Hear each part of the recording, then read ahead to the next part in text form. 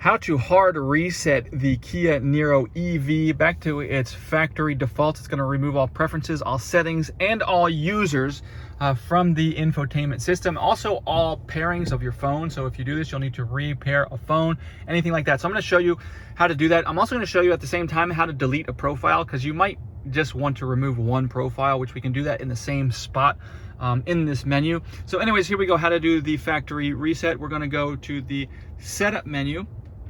And from the setup menu, we're going to select general.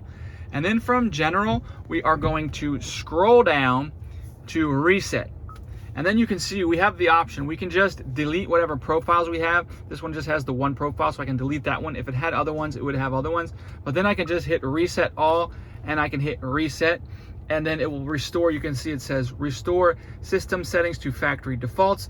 Caution, all stored data and settings of every account will be deleted, and you're gonna have to set up everything like new. If that's what you wanna do, you just go ahead and hit yes, and it will wipe everything off, and it will look like it did when it first was turned on. So anyways, if this video helped, if you leave me a like, I'd really appreciate it, and make sure you subscribe to see more quick tutorials like this on this car and others.